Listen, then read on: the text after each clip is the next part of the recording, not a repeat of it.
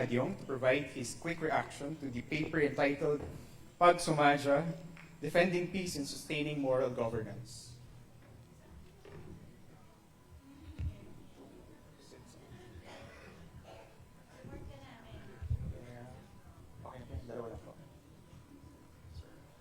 Thank you. There were 12 paper presentations that OPAPRU provided me the freedom to select, and this is the last paper that I'd like to comment on, the Pag Sumadya, Defending Peace and Sustained Moral Governance Through Islamic Teachings by Madsween Joy Diasis and her cohorts of authors. When I was reading this paper, it was like a fresh of breath air, because I commend this article firstly, its way of writing that negates us away from incarcerating our minds to the behavioralist school of positivism, putting primacy of scientism in addressing our life-making and life-based issues. It seems all papers presented so far today are influenced by positivist template. That this is the only way to do conduct and make research, thus attesting to the debates of replication and repetition. Secondly, I commend the use of a tausug term. I asked my staff or tausug what's the meaning of Pag Sumadya.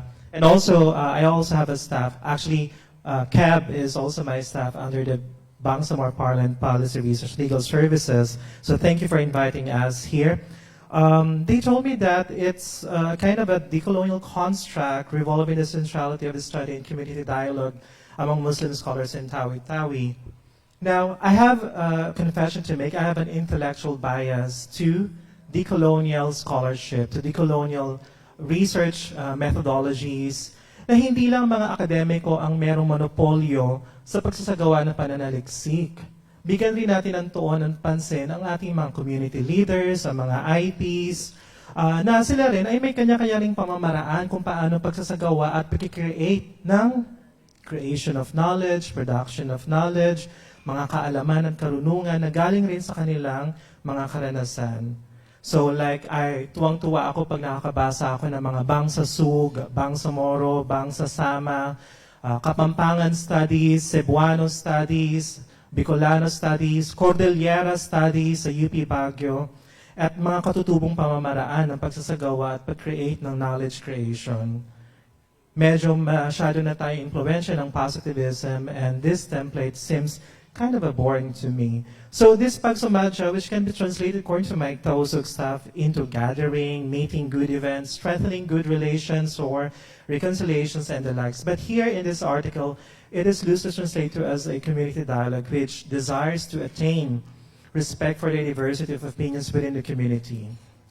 Now, here are some of my reservations to our dear authors. The points raised during the Pag Sumadya, the gathering. The issue of granting stipends to local imams, the establishing clear requirements and qualifications for imams. Do you know that if you're going to go back to the golden age of Islamic civilization, there was a fiscal resiliency and autonomy of ulama or of Muslim scholars through waqaf, foundations and endowments, through Sharia-compliant investments such as halal investment and Islamic banking and finance. Even, for example, the great mujtahids of the Sunni schools of jurisprudence, Ibn Hanbal, Imam Maliki, and Imam Shafi, they were invited by the caliphs, and yet they rejected to be part and under the caliphate's payroll system. And that's how the ulama before then were having this, academic freedom, because they have its own fiscal resiliency.